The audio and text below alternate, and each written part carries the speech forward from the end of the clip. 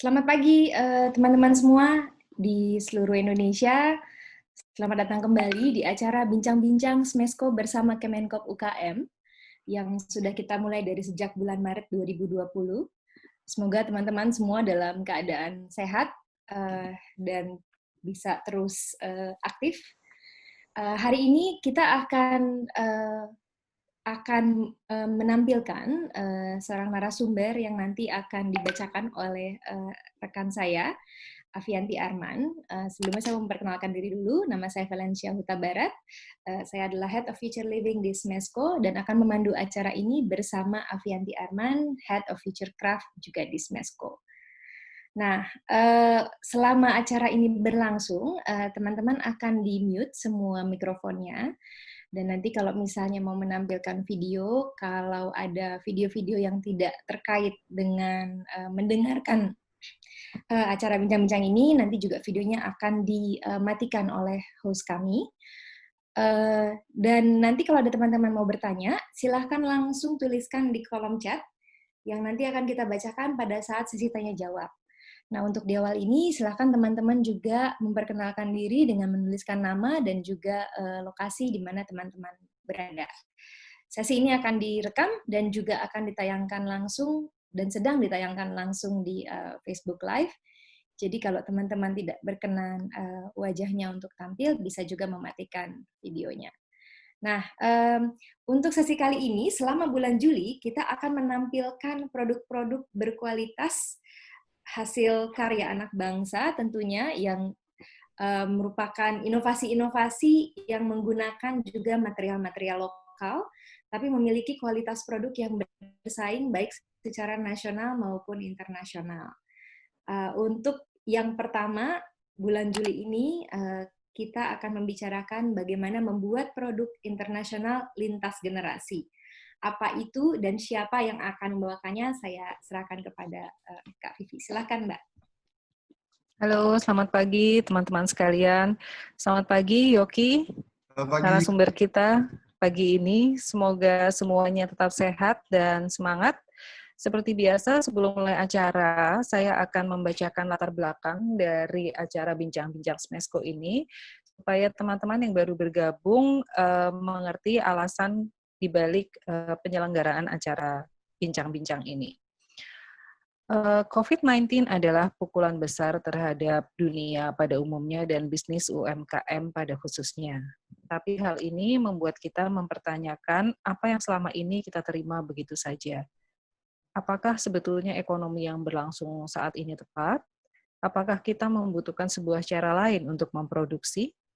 Kita masih berada dalam kondisi krisis di mana setiap pelaku dirundung masalah cash flow, perumahan karyawan, terganggunya supply chain, pembatalan order, berkurangnya demand secara drastis, dan sebagainya. Tidak ada yang selamat dari kondisi ini. Tapi harapan tetap harus dijaga, rencana dan strategi tetap harus dibuat agar kita siap untuk kembali bergerak. Bagaimana caranya? Bagaimana melihat peluang untuk bertahan? Apakah prinsip-prinsip yang harus dijaga dan dijalankan untuk ekonomi yang berkelanjutan, juga ekonomi yang kreatif? Tapi terutama apa yang bisa kita pelajari dari peristiwa ini agar lebih siap di masa datang? Kita mungkin belum punya jawabannya hari ini, tapi berbagi pengalaman dan visi dari sesama pelaku industri selalu bisa memberi inspirasi. Hari ini kita akan berbincang-bincang dengan narasumber kita, Yoki Panji Baskara, founder dari Cravar. Selain bertanggung jawab untuk desain, Yoki juga menangani supply, produksi, manajemen tim, dan komunikasi dengan para pelanggan. Jadi kalau teman-teman ada yang kontak Cravar melalui media apapun, Yoki yang akan menjawabnya. Pernah belajar arsitektur selama 2 tahun, tapi tidak dilanjutkan. Ia tidak memungkiri bahwa arsitektur memberi pengaruh pada desain-desainnya. Yoki lalu banting setir belajar tentang politik di Bandung, kemudian melanjutkan studi finance di Belanda. Memulai Cravar di tahun 2013 sebagai sebuah bisnis online melalui Kickstarter Project, Cravar telah berhasil mengirim kurang lebih 1.000 buah tas kepada para backers, sebutan untuk pelanggan di Kickstarters, dari 50 negara. Hal yang menjadi kunci sukses dari Cravar adalah mengutamakan kualitas dalam segala hal, mulai dari material, craftsmanship, hingga customer service.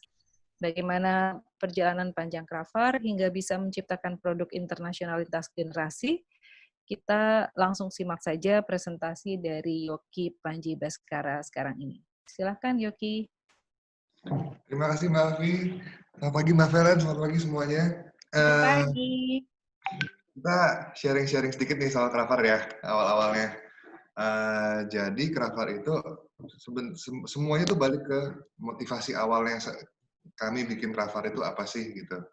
Jadi motivasi awalnya itu ngayal-ngayal kita pengen punya produk yang kualitasnya baik, cukup baik untuk bisa diterima oleh customer dimanapun customer itu berada, mau dari orang Indonesia, kayak orang Amerika, kayak orang Inggris, kayak orang Jepang kayak gitu. Jadi itu pertimbangan awalnya banget itu. Saya pengen ini produk bisa dijual, bisa diterima oleh customer dari manapun. Itu ide simpelnya kayak gitu. Terus kenapa tas kulit? Kalau itu mungkin balik ke preferensi pribadi saya. Jadi dari dulu memang saya sangat tertarik dengan produk kulit. Awalnya itu karena nggak mampu beli, tapi yang kepikiran waktu saya lihat ada tas yang bagus banget lagi jalan-jalan lah gitu, bukan pengen beli, tapi pengen bisa bikin yang seperti ini gitu. Ini ada brand dari luar negeri bisa masuk ke Indonesia, orang Indonesia beli, kenapa kita nggak bisa kayak gitu gitu? Itu pemikirannya. Nah jadi itu tas saya lihat-lihat, oh oke, bagus ya segala macam. Tapi yang masuk ke kepala saya adalah ini suatu saat saya pengen bisa bikin barang seperti ini, bukan untuk punya, tapi untuk bisa bikin.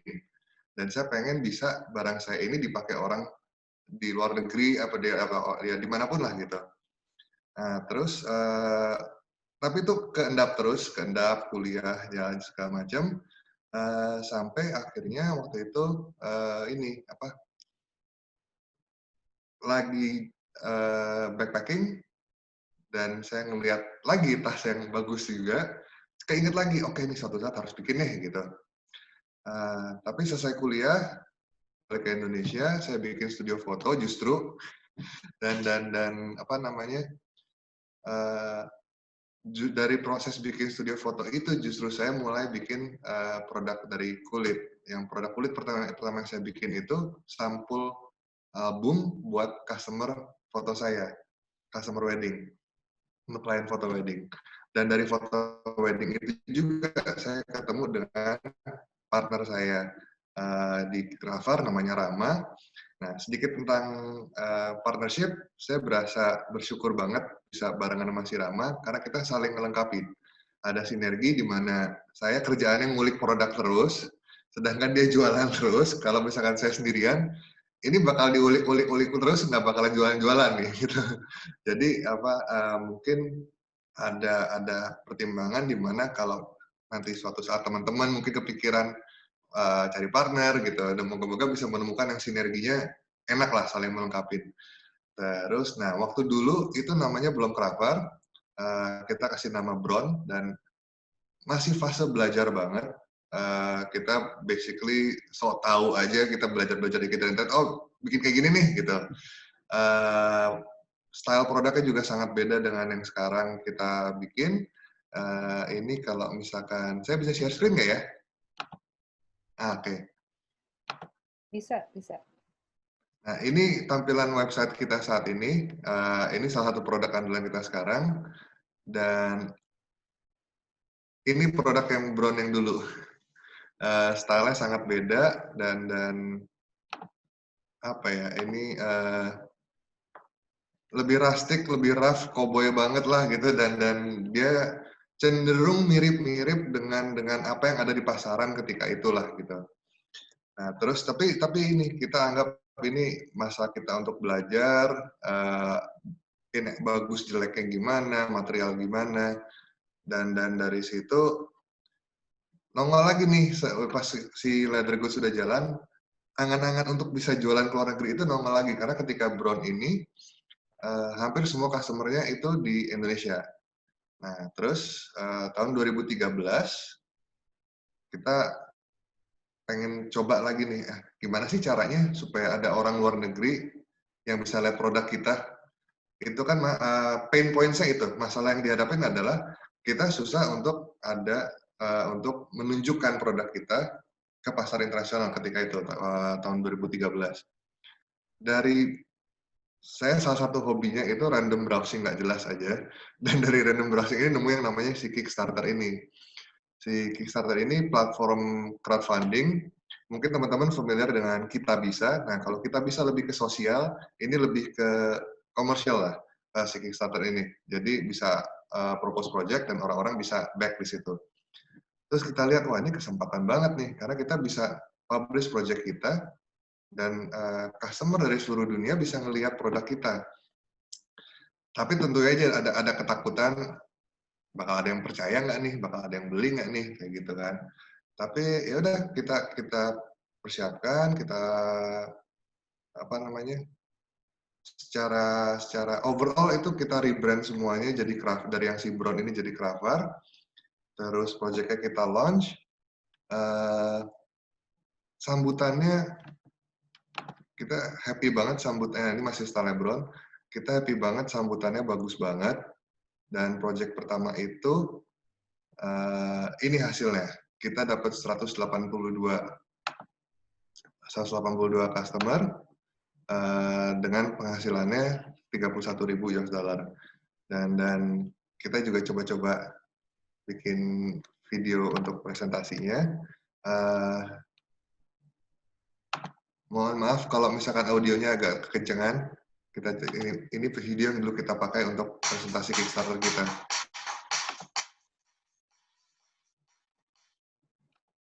Sorry.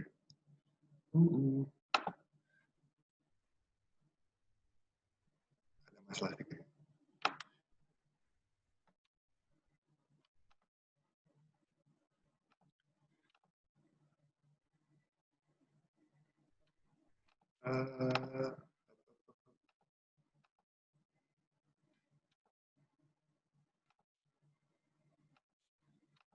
Ya, anyway, nggak jalan. Anyway. Oke.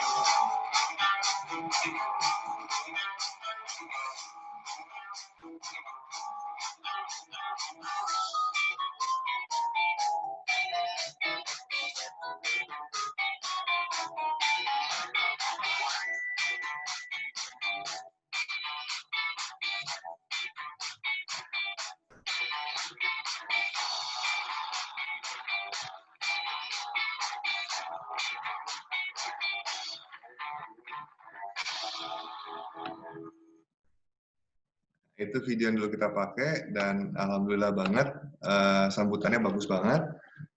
Bisa dilihat videonya udah agak-agak lama karena saya masih ada rambutnya waktu itu. Dan apa namanya, ini yang kita hasilkan. Dan terus kepikiran, wah ini responnya bagus sekali ya. Dan kita senang banget karena ada rasa kolaborasi antara saya dan teman-teman sebagai project creator dan backers-nya, di mana mereka banyak memberikan masukan-masukan, ini bagusan kayak gini nih, kalau kayak gini gimana nih. Jadi ada komunikasi yang bagus sekali dan kolaborasi yang bagus sekali, dan itu yang masih kita bawa sampai sekarang, di mana komunikasi antara dari Cravar dan customer itu sebisa mungkin ya dua arah dan apa namanya, saling menginformasikan yang bisa membuat produk kami lebih baik lagi. Nah, terus lanjut dari Kickstarter yang pertama, kami meluncurkan beberapa project Kickstarter lagi, dan ini rangkuman semua project yang kita jalankan di Kickstarter. Sempat ada 6 kali, dan semuanya berhasil mencapai targetnya. Nah, cuman ketika project yang terakhir ini udah berasa kalau atmosfernya si Kickstarter ini udah beda. Udah tidak sekolaboratif dulu lah gitu. Jadi lebih kayak platform untuk jualan aja jadinya. Nah, terus dari sini tahun 2017 sampai titik ini, tahun 2017, bisa dibilang 90% customer kami itu dari luar negeri, 10% maksimal itu dari Indonesia. Nah, tapi ada keinginan untuk terus bisa meluaskan pasar termasuk ke Indonesia. Nah, antara 2014 dan 2017 bahkan sampai sekarang itu kami banyak banget ngirim email, ngontak blogger, ngontak reviewer untuk kemudian supaya diberi kesempatan, tolong dong review dong produk-produk kita gitu. Karena itu bisa membantu banget untuk meluaskan pasar kami. Contohnya ini ada beberapa YouTube review yang akhirnya mengulas produk kami dan dampaknya bagus banget baik itu dari pasar di Amerika maupun di Indonesia. Nah, sampai 2017 masih mainly dari luar negeri, tapi tetap ada si keinginan untuk bisa meluaskan pasar ke Indonesia ini. Jadi 2017 kita siapin campaign-nya, ada apakah itu Instagram Ads, ataukah itu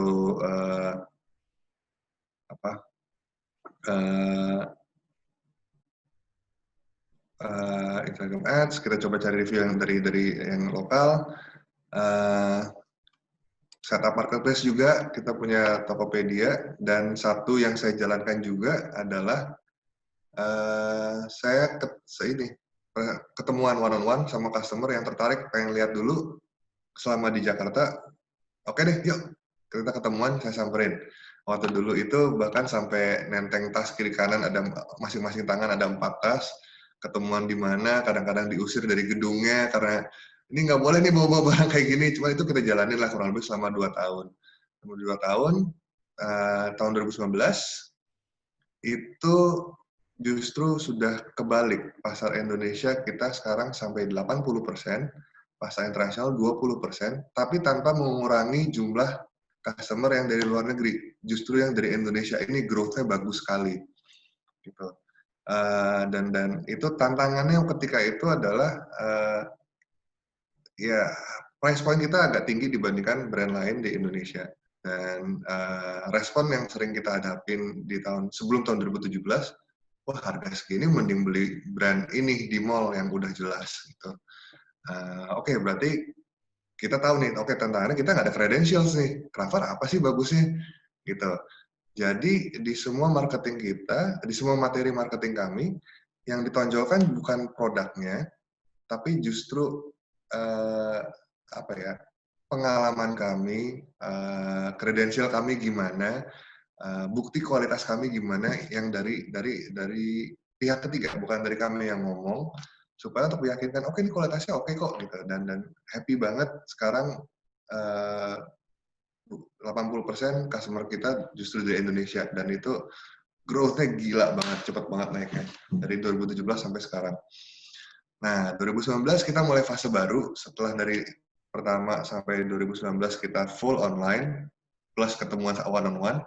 2019 kita bikin toko fisik, kita kasih nama Ruang Tamu karena ini kita pengen si toko ini adalah kelanjutan dari meeting one-on-one yang sudah kami jalankan selama 2 tahun belakangan, di mana customer bisa datang, bisa ketemu, bisa ngobrol, bisa lihat. Jadi display-nya pun nggak terlalu dominan, lebih banyak justru kita bikin atmosfer yang nyaman supaya customer bisa datang dan bisa ngobrol, dan kita bisa saling kenal gitu, bisa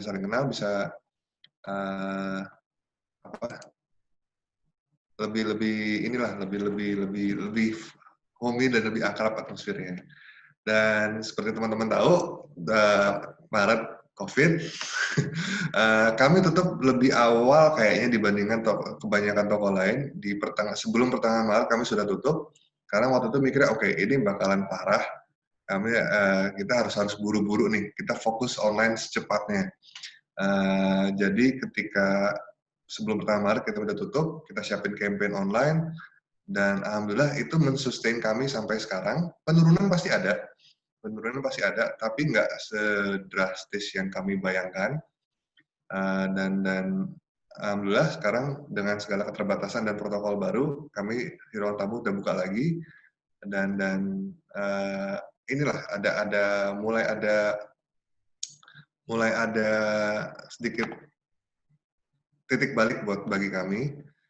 Nah, ini ketinggalan. Nah, ini salah satu presentasi yang kami siapkan waktu tokonya mau launching.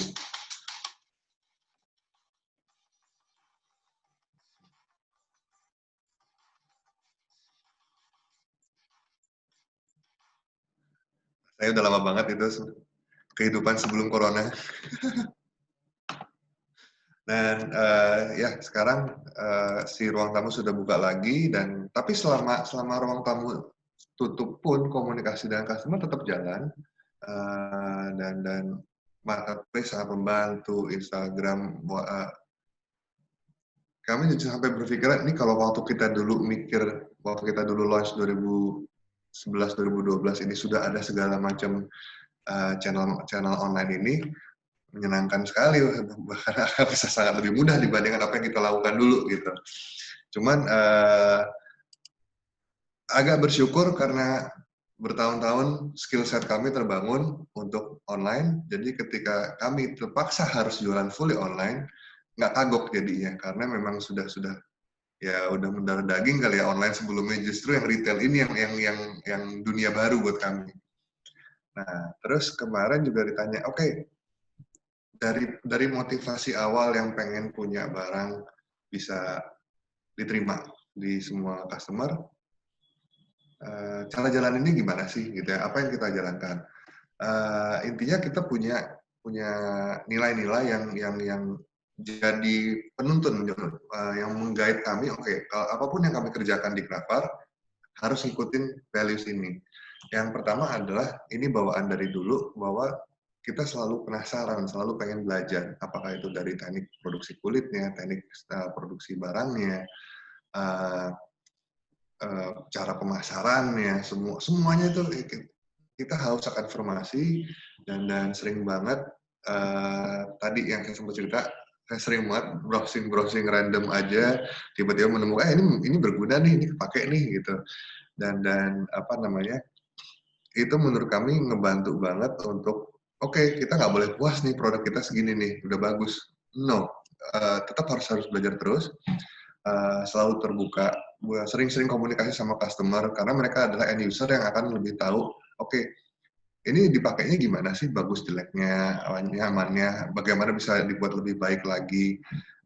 Masukan-masukan itu kita selalu meluangkan waktu untuk bisa ngobrol-ngobrol sama customer lah. Bahkan sampai sekarang kayaknya hampir semua seri tas di koleksi kami itu sudah mengalami revisi, dan hampir semuanya itu revisinya adalah masukan dari customer.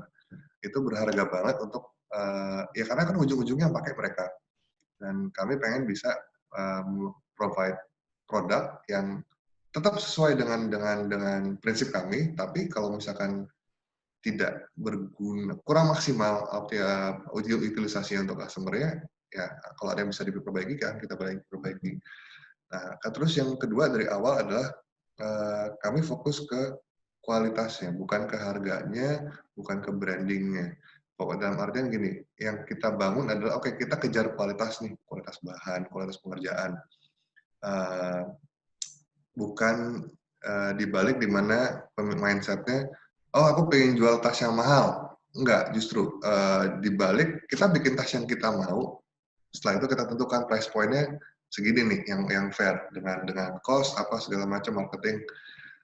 Jadi fokus yang selalu kita tekankan itu adalah kualitas. Bagaimana caranya kita mendapatkan material yang terbaik yang bisa kami dapatkan. Misalkan kalau misalkan tapi kalau soal material ada sedikit side note, sebisa mungkin kami pengen materialnya itu produksi Indonesia juga.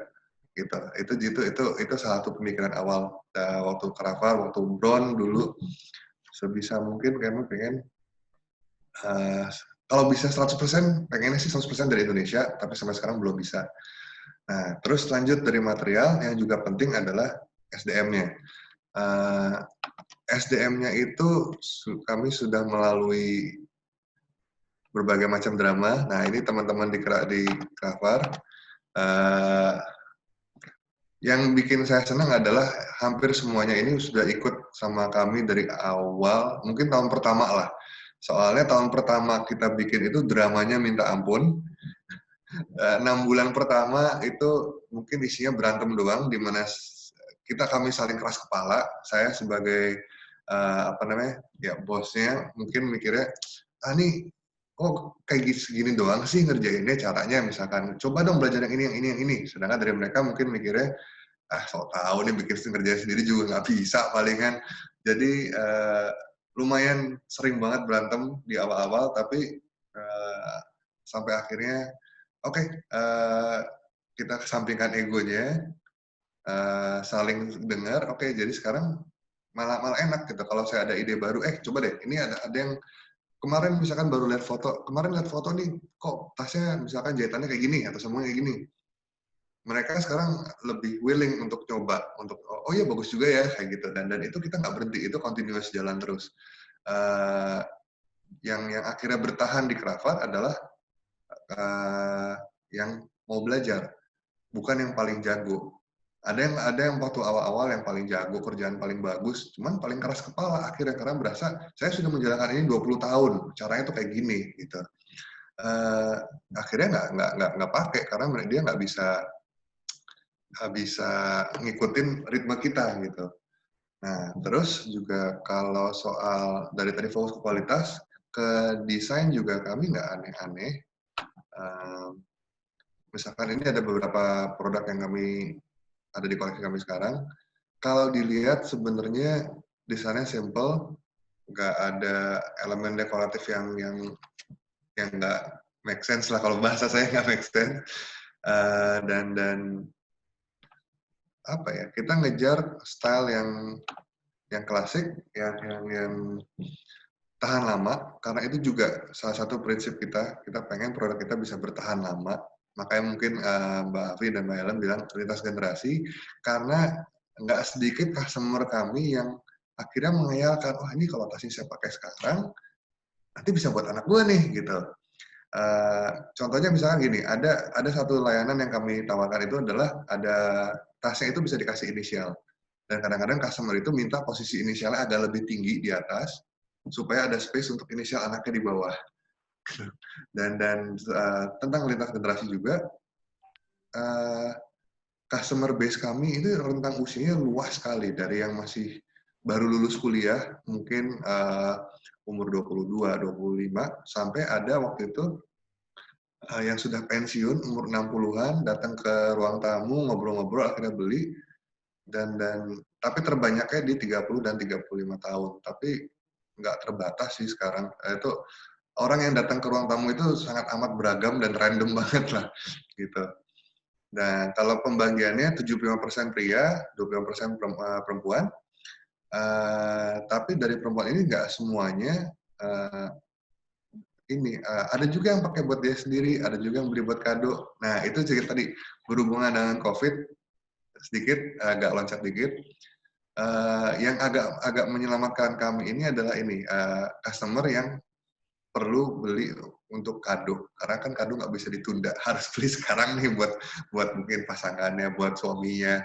Jadi di bulan Maret, April, Mei, Juni ini customer perempuan kami naik jadi hampir 35% lah dibandingkan biasanya 20-25%. Jadi ketolong oleh kado-kadoan. Nah, terus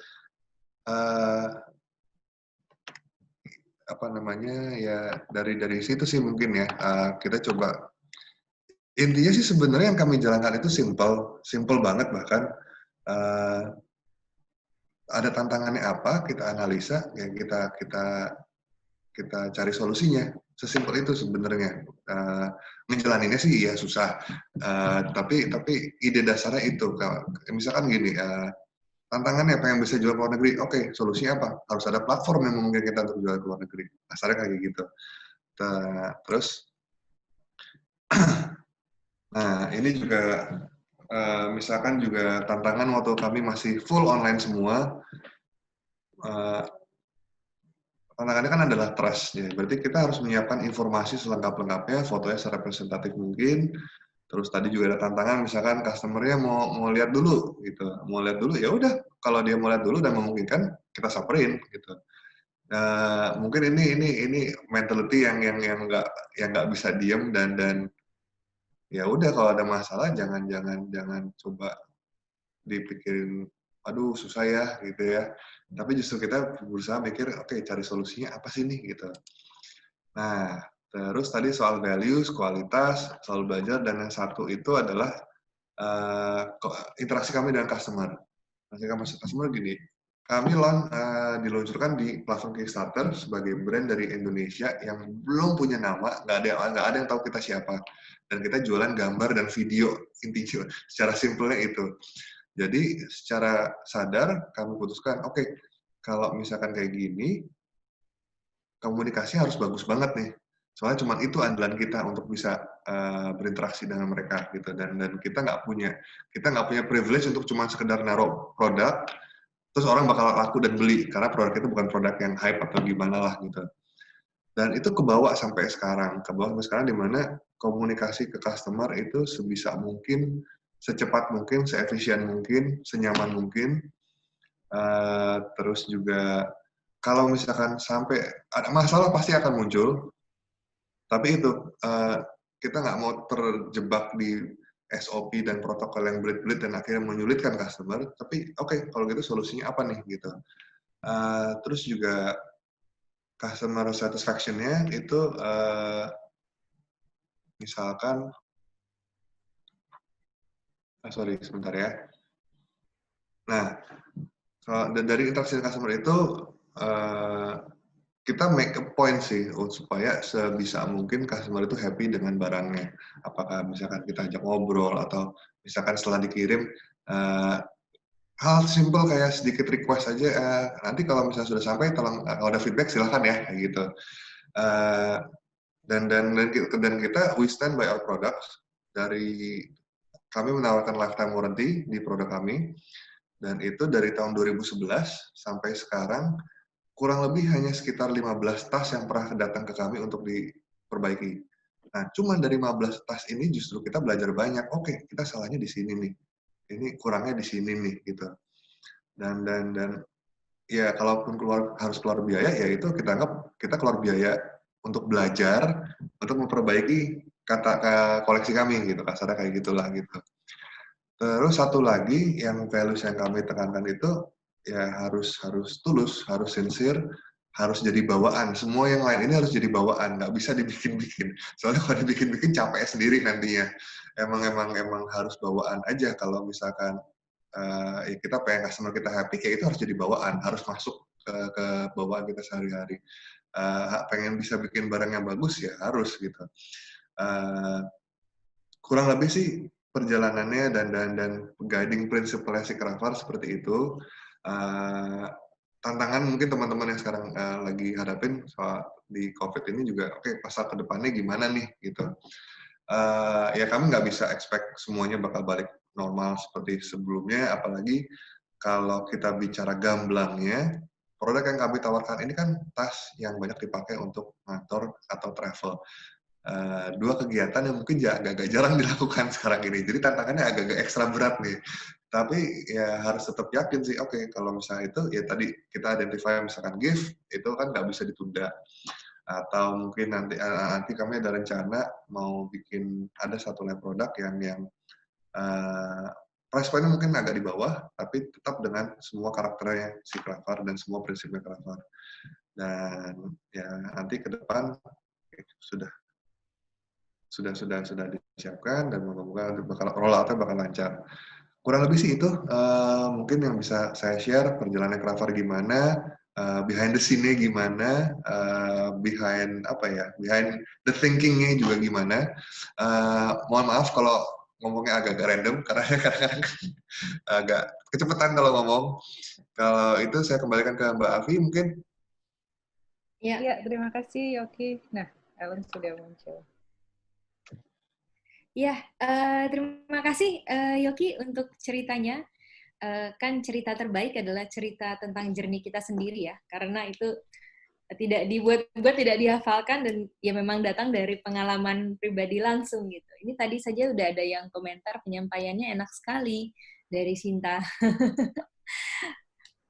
Nah, ini teman-teman saya termasuk yang beruntung didatangi Yoki dengan itu ada 12 tas ya.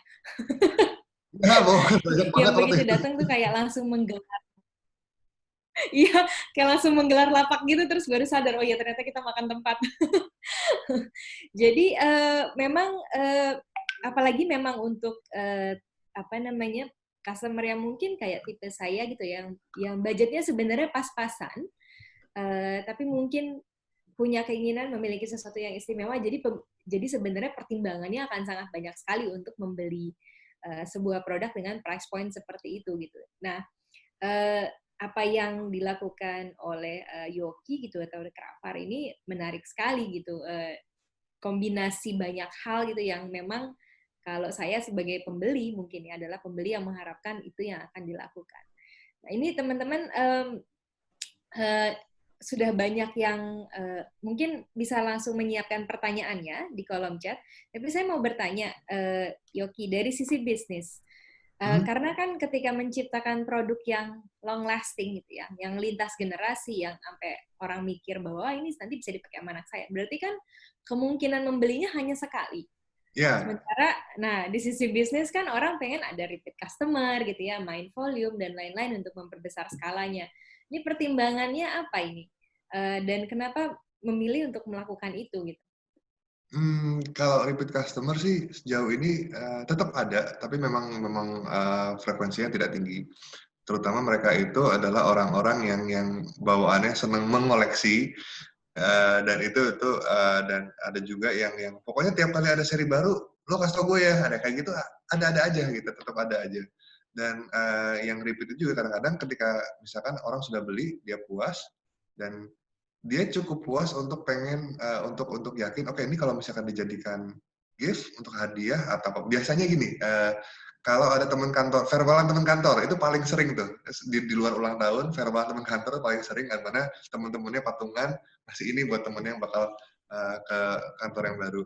Jadi tetap ada aja sih, cuman memang frekuensi tidak tinggi, tapi itu nggak kami jadikan apa ya, suatu prioritas dulu sih saat ini, karena lebih ke lebih ke melebarkan, banyakin dulu. Kalau misalkan sampai ada repeat, soalnya bawaan saya juga tuh saya nggak seneng mubaziran. Jadi kalau misalkan sampai ada customer yang udah sampai, ada satu orang yang mungkin udah beli belasan, sampai saya sendiri kepikiran, ini kok nggak sayang ya gitu loh. Jadi di satu sisi saya senang karena produknya dibeli, tapi ada sebagai creator ada rasa sayang, aduh ini yang kalau misalkan dia punya misalkan 15, yang dipakai cuma 1-2 doang dong, misalkan kayak kasarnya kayak gitu. Ada rasa, ya gue udah bikin nggak dipakai nih, kayak ada rasa kayak gitu. Ya itu mungkin itu kesombongan atau pride sebagai yang bikinnya kali ya, pengennya barangnya itu dipakai gitu. Soalnya apa ya, tapi ini bisa balik ke bisnis, kalau misalkan barangnya memang dipakai dan bukan untuk ikut-ikutan tren atau untuk ikut-ikutan hype, waktu pakainya akan lebih panjang. Karena nggak ada tren yang menentukan, wah udah kalau pakai misalkan tahun depan udah nggak asik nih gitu. Jadi ya itu, kalau misalkan repeat customer, kalau misalkan lebih ke nice to have, kalau ada alhamdulillah, kalau nggak ada kita nggak fokus ke sana dulu. Kita lebih pengen bisa menambah customer sebanyak mungkin, memperkenalkan brand kami selebar mungkin, karena kan ujung-ujungnya ini masih kecil-kecilan lah. Masih banyak yang belum tahu. Kurang lebih sih mungkin seperti itu. Oke, itu Yuki yakin tuh bahwa yang beli 15 itu bukan reseller? Bukan. Dan orang itu selalu ini, dia nggak mau dikirim. Saya harus selalu datang personally ke rumah dia, bawa dan tapi itu apa namanya, ada pride dari dia. Ini Indonesia loh yang bikin loh. Jadi ada sedikit itu juga. Dan dia senang kalau misalkan dia ada business trip misalkan ke luar negeri ketika dulu ya. Dia pengen pokoknya pesan dia gini, tiap kali gue ke luar negeri untuk ketemu untuk bisnis, gue pengen buat tas yang beda, gue pengen nunjukin, nah ini beda lagi nih yang gue pakai nih sekarang nih gitu. Ke rekan bisnis dia misalkan, dan kadang-kadang dia beli untuk oleh-oleh jadinya. Misalkan beli 2, dia ada meeting misalkan ya di Singapura atau mana lah misalkan. Dia beli 2, dia packing, dia bawa pas dia terbang sampai sana, ini gift untuk bisnis partner dia. Jadi ini loh buat Indonesia. Nah ada sedikit kebanggaan lah dari situ lah gitu. Gitu. Nah tadi tentang customer ya Yoki, saya melihat bahwa customer atau pelanggan dengan pengalaman pelanggan itu menjadi satu poin, satu value yang sangat dihargai oleh Yoki dan rekan-rekan di Craftware. Tapi itu kan untuk attend customer sampai sedemikian rupa gitu ya, untuk pengen tahu ini dari mereka gitu. Itu kan ada konsumsi waktu yang cukup besar ya di dalam pelaksanaan bisnis ini gitu. Walaupun masukan dari mereka kan sangat berharga ya, dan itu kemudian menciptakan engagement gitu, ikatan dengan customer. Tapi kalau mengingat bahwa ada konsumsi waktu yang besar sekali itu gitu, pertanyaannya sama sih seperti Ellen tadi, bagaimana itu dihitung dari sisi bisnis gitu, karena kan kantor tetap harus jalan, produksi tetap harus jalan, belum lagi masalah manajemen dan sebagainya yang sepertinya itu ditangani oleh Yoki sendiri gitu. Iya, itu bisa dibilang satu sisi bisa jadi strength, tapi bisa juga jadi weakness ketika saya nggak punya waktu cukup lagi untuk menangani itu semua. Karena nanti akhirnya jadi keteteran dan nggak maksimal misalkan. Tapi sejauh ini sih sudah terbentuk sistem di mana, oke, saya bisa loncat nih dari sekarang ya. Tadi dari saat ini presentasi saya sudah jawab ada orang yang minta katalog sambil WA diem-diem aja udah jualan.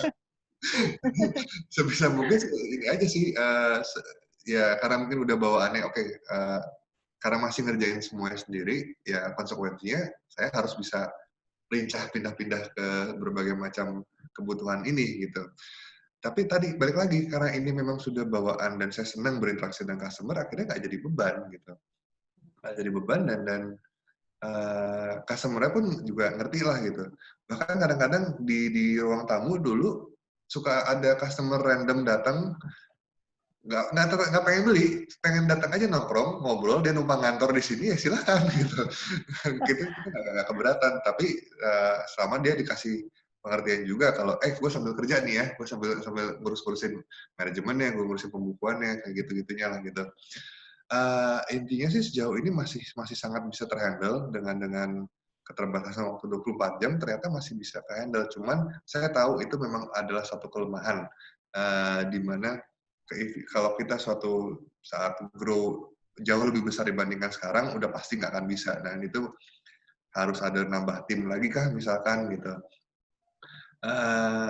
Intinya sih karena emang seneng ya, jadi nggak berasa beban, nggak berasa, aduh waktu gue habis nih untuk ngeladenin harga gan kayak gitu misalkan gitu. Ya nggak jadi beban, ya ladenin aja gitu. 100 orang nanya harga gan, yang jadi beli 1, ya so what gitu, ada 1 yang beli gitu aja. Tapi 100 orang ini sudah menunjukkan interest ke produk kami gitu, dan untuk mendapatkan interest aja kan lumayan susah gitu kan. Beda soal kalau misalkan mungkin ini brand multinasional yang tanpa ngapa-ngapain pun orang beli gitu. Dan tadi masalah engagement customer itu tinggi, kalau saya ngeliatnya justru gini, mereka sudah menempatkan faith mereka, trust mereka ke produk kami. Dan ini kan bayar pakai duit ya, mereka kerja buat dapat itu duit, mereka kerja keras, ya itu harus kita hargain gitu. Saya kira sesimpel itu aja, harus saya hargain. Oke, mereka sudah willing untuk bayar sekian dari hasil kerja mereka, ya udah kita ladenin, itu kita hargai, kita apresiasi, apakah itu dengan ngobrol, apakah itu dengan after sale service misalkan. Jangan ini sih, jangan sampai suatu saat mikir, aduh ini customer rebek banget sih gitu. Kita sebisa mungkin jangan sampai mikir ke sana. Yang rebek pasti ada, dan pasti teman-teman juga pasti pernah ngalamin lah pasti.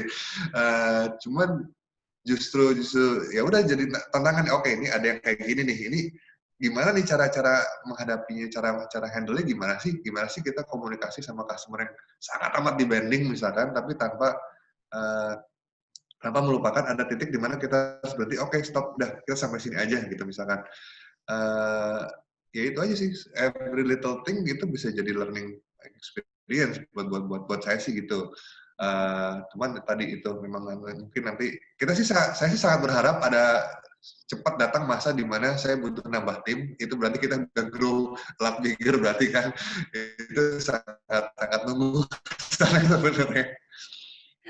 Oke, nah tadi kan kalau masih bicara soal customer engagement, kalau dari produk, kualitas itu kan satu hal yang sangat dijunjung tinggi sama Krafar ya.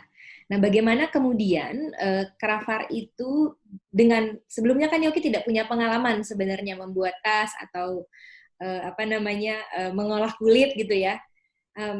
Bagaimana kemudian bisa datang sampai kepada satu kualitas produk yang ternyata secara internasional dia juga bersaing gitu dengan produk yang ada. Itu satu.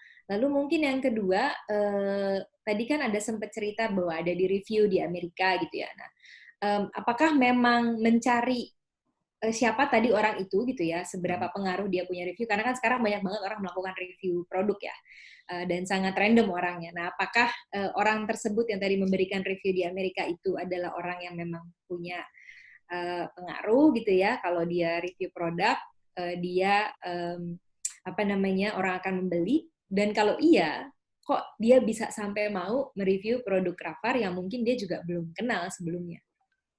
Jadi dua itu mungkin bisa dijawab.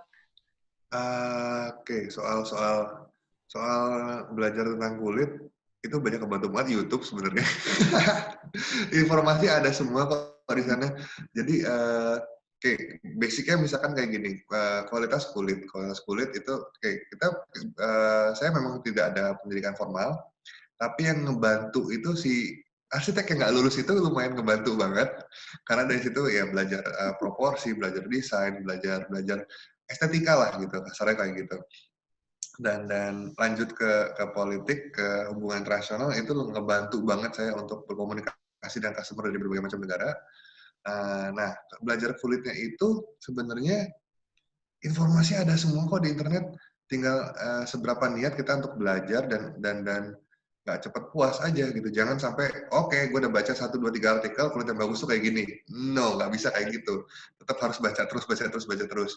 Bahkan sampai ada satu video itu yang, jadi kita sampai di titik kulit yang kami pakai sekarang itu, saya minta atau beli sampel kulit-kulit dari Amerika, dari Inggris, dari Swedia, Italia, segala macam, Prancis. Dan yang paling cocok buat saya itu waktu itu kulit yang dari Swedia. Nah, dari Swedia itu kita coba lihat cari videonya. Si penyamak ini punya video nggak sih? Ternyata punya loh. Dan videonya panjang banget cara dia bikin kulitnya gimana. Itu benar-benar ditontonin berkali-kali, berjam-jam. Oke, ini sekarang dia lagi ngapain sih? Gitu. Dan itu kita bahas sama teman kami yang di teknik kulit yang bikin kulitnya. Kebetulan itu kebantu banget teman sendiri juga, jadi bisa dibawelin. Dan dia juga sama mindsetnya. Tantanya suka, oke, lu bisa nggak bikin kulit yang kayak gitu? Dan itu kebantu banget karena mindsetnya sepikiran lah gitu. Dan itu semua intinya online, simple itu gitu, online belajar. Bener-bener lagi diapain, di Zoom sampai gede-gede gitu. Lagi diapain lagi sih? Kenapa mereka melakukan ini sih? Gitu ya. Kayak gitu-gitu. Intinya sih ada semua kok di online informasinya. Dan soal apa namanya? Akhirnya sampai ya intinya sesimpel itu, karena selalu mencari informasi. Oke, tas yang bagus tuh yang tahan lama kayak gimana? Kalau bagus kan subjektif, tapi yang tahan lama itu kan objektif lah gitu kan. Ada ada metode konstruksi, metode produksi yang bikin tas ini bakal lebih awet gitu. Dan itu benar-benar kita pelajarin banget gitu. Kita pelajarin, kita coba, kita terapin. Ya sudah sampai titik sini. Nggak ada pendidikan formal, nggak bukan berarti jaminan ini kok. Yang penting ya itu tetap belajar dan cari informasi sebanyak mungkin aja. Tapi milahnya pun harus benar juga karena banyak, dan apalagi sekarang makin banyak informasi yang mungkin agak nggak berguna gitu, atau mungkin ada orang-orang yang pengen tampil sebagai misalkan opinion leader yang mungkin sebenarnya nggak punya background atau nggak punya credential di bidangnya itu, sebenarnya kan juga ada lah gitu. Jadi harus hati-hati. Terus kalau soal reviewer itu, wah mungkin tuh email yang saya kirim mungkin ada 200-300 ada kali, 200-300 email, dan dipersonalize satu persatu, jadi nggak cuman hai doang, tapi misalkan hai John, hai Johnny gitu, semuanya kita personalize satu-satu, kita email satu-satu. Dari 200-an itu mungkin yang balas cuman 30, dari 30 yang nolak langsung ada 10 misalkan, yang akhirnya mau nge-review mungkin akhirnya cuma 3 atau 2, so what gitu. Ngebantu banget untuk kami ke expose di luar negeri, dan yang kami targetin itu memang yang relevan dan memang punya apa ya, mungkin mereka ada di subkultur. Kayak tadi ada foto yang orang yang botak itu tadi, itu dia di subkulturnya denim, boots, apa segala macam, produk-produk yang beririsan besar sama produk kami. Terus yang di bawahnya itu dia lebih ke style yang lebih dapper, yang lebih pakai jas atau apa, itu bisa buat produk lain yang lebih formal misalkan. Dan ngebantu banget karena kita kan di website ada trackernya nih, kalau misalkan ada sale yang nongol dari referensinya ini gitu, dan review-review itu lumayan nge-push banget gitu, dan mau itu efeknya di luar negeri untuk orang jadi tahu Cravar, atau di Indonesia buat orang jadi lebih yakin, oh ternyata di luar negeri ada yang mau juga nih gitu, kayak gitu kasarnya, kayak gitulah gitu. Dan apa namanya, tapi memang harus hati-hati sih, karena kan mau apapun itu UKM pasti kan dananya terbatas untuk marketing, untuk endorse atau untuk apa gitu. Endorse justru saya agak belum terlalu banyak coba, karena saya lebih senang kalau misalkan reviewnya itu ada orang, oke, gue terima barang lo sekarang, gue review 3 bulan lagi ya, gitu. Supaya orang itu benar-benar bisa ngasih pengalaman mereka, insight mereka, ini barang ini udah gue pakai nih 2 bulan, 3 bulan misalkan, kayak gini nih gitu. Jadi nggak sekedar asal ngomong doang. Soalnya kalau misalkan akhirnya endorse, sekarang kan endorse banyak banget. Dan kami takut barang kami akhirnya jadi noise doang, jadi nambah-nambahin berisik doang gitu. Orang lagi endorse Cravar nih gitu. Jadi apa ya, nggak ada yang informasi yang in depth, yang mendalam, yang bisa diterima si calon customernya gitu akhirnya.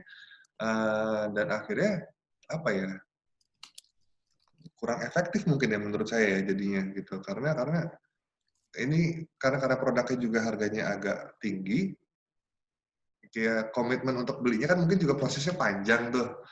Nah kalau proses endorse itu kan lebih cepat di mana dia lihat posting di Instagram, orang yang dia follow pakai barang ini dan dia pengen pakai juga gitu.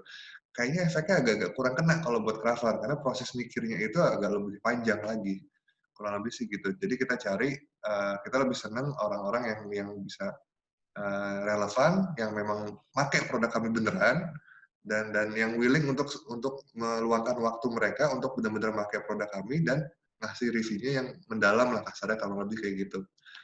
Jadi nggak biar nggak itu tadi, biar nggak sekedar noise doang, soalnya costnya kita kirim satu barang agak lumayan ya. Kalau misalkan nggak jadi apa-apa sayang juga. Kurang lebih sih seperti itu.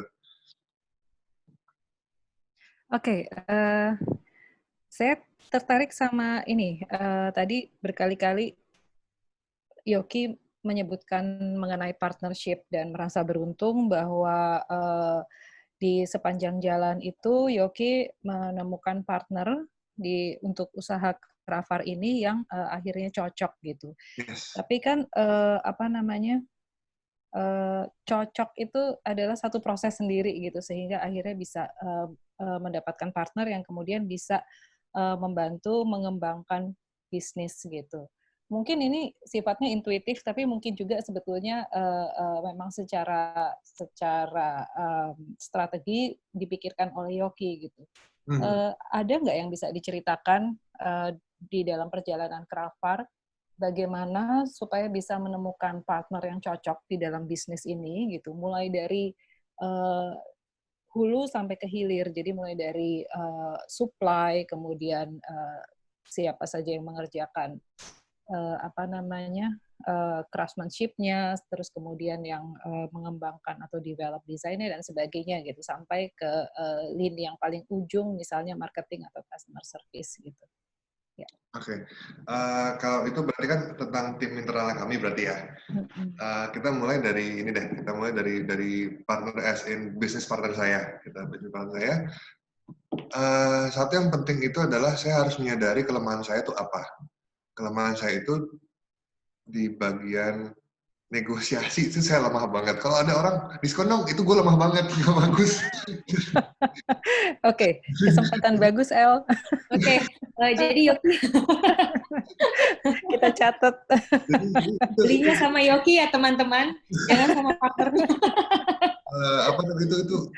Dari dulu bikin usaha di fotografi itu saya tahu kurang bisa bertahan nih. Oke, gue mau harga sekian, terus kalau nggak diskon jadi beli kayak ada ketakutan kayak gitu. Bahkan itu sampai sekarang akhirnya Kravar jarang sekali kita ada promo diskon-diskonan karena saya akhirnya jadi nggak suka kayak gitu-gituan diskon. Nah, salah satu kelemahannya itu untuk berjualan dan misalkan untuk untuk ketemu orang presentasi waktu dulu lah itu saya ngelihat oke, ini kelemahan saya ini. Nah, saya harus punya partner yang bisa mengcover kelemahan-kelemahan ini gitu. Misalkan kayak network gitu. Network saya sangat terbatas karena saya nggak ada pengalaman kerja kantoran sama sekali dan nggak emang mungkin lebih introvert gitu. Kita cari partner saya ini yang lebih outgoing, lebih senang ketemu orang segala macam. Jadi kita berasa saling melengkapi di mana yang saya nggak bisa akan di cover sama dia. Contoh konkretnya misalkan sambil jalan itu Kravar mengerjakan merchandising juga. Dan kita udah pernah mengerjakan untuk Facebook, Instagram, Bank Mandiri, Morris Mini, macam-macam lah gitu. Dan buat saya untuk ketemu ke kantor ke klien tersebut, presentasi dan ketemu mungkin orang bagian merchandising-nya mereka, itu bukan sesuatu yang saya nikmatin gitu, bukan satu proses yang saya suka gitu. Nah, sedangkan si Rama ini senang banget kayak gitu. Dia senang ketemu orang untuk ngobrol soal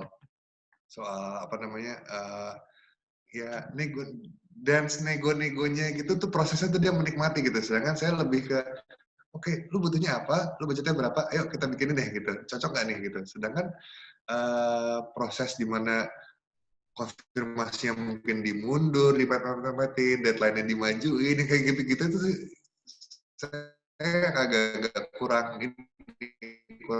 nikmatin lah gitu. Sedangkan si ini udah terbiasa banget dunia dia gitu. Kita bikin satu aturan di mana si Yofi ini nggak boleh ketemu sama customer B2B. Soalnya nggak bakalan deal soalnya. Jadi si Rama yang jalan, kalau misalkan ada revisi atau segala macam, si Rama yang ngomong, sampaikan ke Yofi. Kalau si Yofi mau ngomel-ngomel silahkan di belakang, nggak boleh ketemu sama customer ya. Cuman ya udah ini kasarnya kita punya domain kita masing-masing, di mana itu tadi saling melengkapi. Kalau misalkan Rama jalan sendiri, saya yakin dia nggak akan mikir ke produk, dia akan mikir profitnya segimana nih gitu. Sedangkan kalau saya jalan sendirian, ini bakal di workshop terus, mungkin rilis produknya tahun depan, nggak jadi akhirnya gitu. Dan itu berasa banget. Paling langkah pertama adalah identifying kelemahannya diri sendiri itu apa sih gitu. Jangan nggak boleh ada ego di mana bagusan gue dibandingkan dia atau gue bisa ngerjain ini semua. Kasarnya kayak gitulah kurang lebih. Dari mengidentifikasi kelemahan kekurangan saya itulah akhirnya nemu partner cocok, bukan berdasarkan pertemanan walaupun kita memang teman, cuman bukan itu yang jadi dasar kita untuk berpartner gitu. Yang temenan justru istri-istri kami saling berteman dari kecil, nah kenalannya dari di situ. Nah, cuman ya itulah dari situ itu kriterianya kalau yang bilang harus bisa saling ngungkapin. Kalau misalkan karakternya sama, buat apaan dead weight jadinya? Akhirnya jadi beban yang nggak ada sinerginya, nggak ada nilai tambahnya. Jadi walaupun kita temenan, tetap aja kalau lu nggak ada nilai tambahnya, lu ngapain ada di sini, gitu. Terus kalau bikin tim timnya produksi harus sesuai dengan prinsipal kami, gitu. Itu yang jadi pertama, bukan yang paling jago, bukan yang paling pintar, bukan yang paling cepat, bukan yang paling rapi, tapi yang paling mau belajar gitu. Yang sekarang bertahan yang paling senior itu justru ketika kita baru mulai dia masih sangat junior. Cuman ya itu dia bertahan, dia makin kesini makin bagus. Justru yang jago-jago ini biasanya seminggu nggak tahan, nih apaan sih disuruhnya kayak gini-gini, biasanya kita ngerjainnya nggak kayak gini, mental sendiri akhirnya gitu. Dan oh ya satu lagi, ketika waktu COVID kami menawarkan ke mereka gini, kalau kalian stay kita akan bayarannya dilebihin, tapi harus stay sampai ini selesai. Nggak boleh, mereka tinggal di Bogor, nggak boleh balik ke Bogor. Tapi kalau misalkan mau balik ya kita nggak bisa mencegah, kecuali misalkan dikunci di workshop nggak bisa juga gitu. Untungnya adalah gini, ketika mereka akhirnya memutuskan untuk oke, Pak, kita pada takut nih pengen sama keluarga bla bla bla aja gitu, akhirnya pulang. Saya sangat merasa beruntung nggak perlu terlalu mikirin mereka karena jadi rebutan. Karena skill set mereka jadi rebutan ketika waktu itu rame naik produksi masker apa APD segala macam. Jadi banyak dicari gitu karena di kampungnya mereka, oh si ini nih yang jebolannya si Craver nih bagus nih gitu. Jadi sebagai apa namanya, sebagai brand owner-nya kadang-kadang ya apa ya, kita concern ke welfare mereka gimana. Tapi ada keterbatasan dong kalau misalkan mereka tidak produksi ya susah juga gitu. Jadi agak-agak lega. Gimana kemarin? Ya alhamdulillah lah ini tetap jalan buat mereka. dan intinya sih itu sih, intinya yang bukan yang mau nurut, bukan itu, tapi yang mau ngikutin flow kita gimana, belajar gimana, dan akhirnya justru kadang-kadang dari mereka juga banyak inisiatif gitu.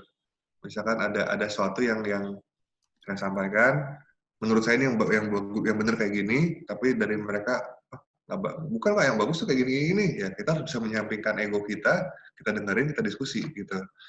Kurang lebih sih gitu. Jadi intinya sih ya timnya harus ada gunanya, jangan sampai jadi beban mati, dan harus ada sinergi dan harus ada apa ya keinginan untuk selalu memperbaiki diri lah gitu, kasarnya gitu. Ya. Ini ada pertanyaan dari Eka Setiawati. Apa saja yang wajib kita siapkan ketika akan meluncing produk kita ke pasaran?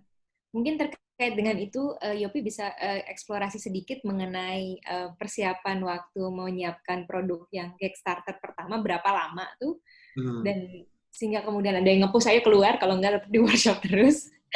Dan setelah itu kan ada periode di mana kemudian perbaikan dan lain-lain, dan meluncurkan produk baru gitu ya. Nah itu mungkin ada persiapan yang berbeda, kalau bisa di-share silakan.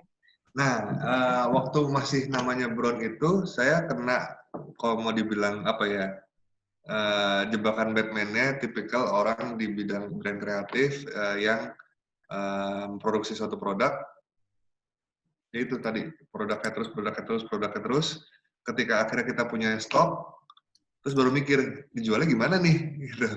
Nah, kalau sekarang sih kita sudah ini sih mikir sebaiknya kita udah punya ritme di mana oke, misalkan kita bicara produk launch. Produk launch itu pertama yang kita bikin prototype dulu.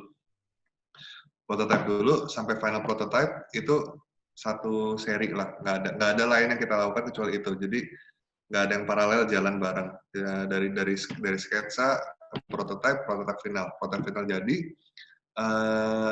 jadi kita mulai bikin stok. Sambil jalan bikin stok, kita bikin stok foto atau stok video, stok konten lah pokoknya. Sambil jalan juga kita pikirin channelnya mau kita promosikan di mana nih. Ini semua harus jalan barengan. buat kami saat ini harus jalan barengan. Si konten harus jalan barengan dengan produksi, dengan persiapan launch-nya kapan. Soalnya kami pun pernah mengalami di mana kita ngelakukan itu satu, akhirnya nggak jadi apa-apa karena kelamaan dan buang waktu akhirnya. Kayak ini mungkin misalkan minggu depan kita ada rencana mau launching satu koleksi yang tadi saya sempat bilang yang price point-nya agak di bawah, karena kan untuk antisipasi purchasing power customer agak turun mungkin, itu sekarang stoknya lagi diproduksi di workshop, fotonya sudah selesai tinggal diedit dikit-dikit doang. Nah, kasarnya ketika launch-nya ketika barangnya selesai diproduksi, channel yang untuk promosikannya sudah disiapkan, kontennya pun sudah disiapkan. Itu kadang ada teman-teman yang mengerjakan itu step by step, nggak bisa, itu harus barengan gitu. Repotnya emang setengah mati, cuman yang mau gimana harus barengan. Soalnya kalau nggak mubazir gitu, kita udah punya produksi.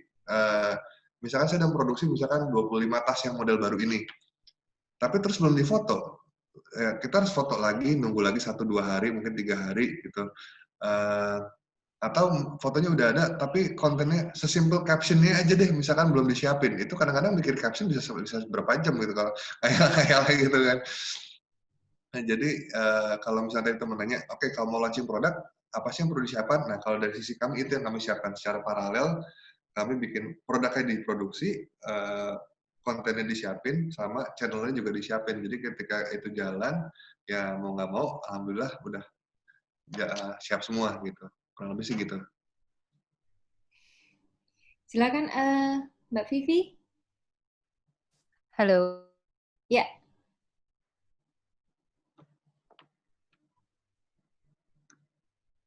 Halo Mbak.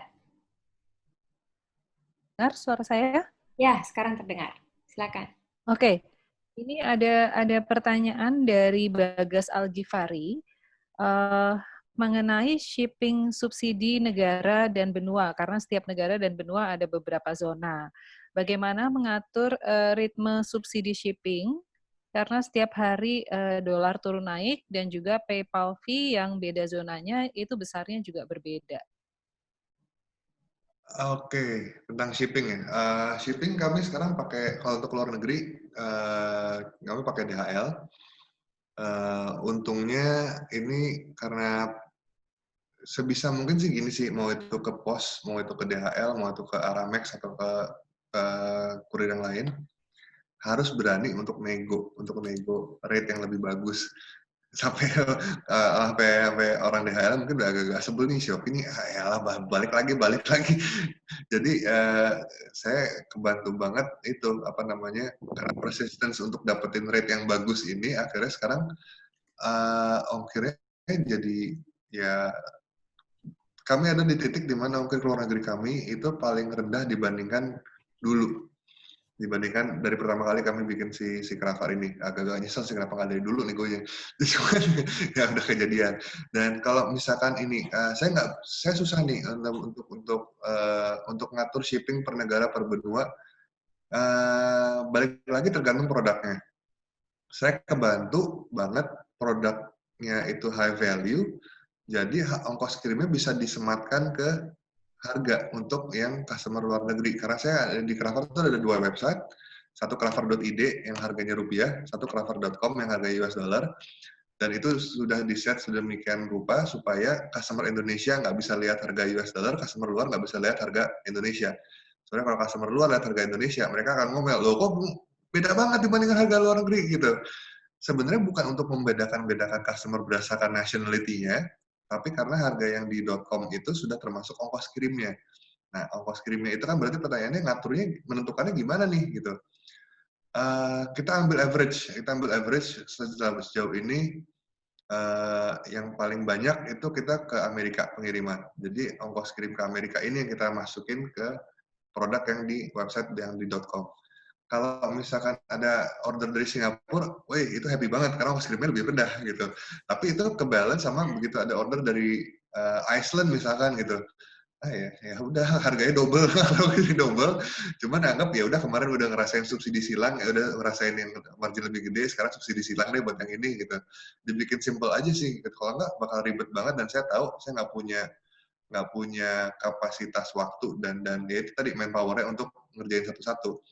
Nah tantangannya mungkin kalau misalkan produknya nggak memungkinkan untuk di-include si ongkos kirimnya. Nah itu ya mau nggak mau sih berarti harus pakai ongkos kirim real time, ya memang harus dicek satu persatu atau enggak bikin zonasi. Ongkos kirim Asia sekian, negara sekian. Platform yang saya pakai itu untuk website namanya Shopify. Di situ kita bisa si Shopify ini bisa per zona. Misalkan Asia, misalkan itu ongkos kirimnya rate sekian, Amerika sekian, Eropa sekian. Jadi nggak harus masukin satu persatu nama negara gitu. Soalnya kan ya mungkin nggak ada yang hafal semua juga gitu. Nah, tapi ya itu tadi, kalau saya mungkin kurang qualified untuk bisa menjawab pertanyaan Mas Bagas, karena saya diuntungkan dengan realita di mana itu tadi ongkos kirim buat saya bisa dimasukin ke harga produknya, jadi nggak terlalu dipusingin lagi. Kalau misalkan beda soal, kalau misalkan harga barangnya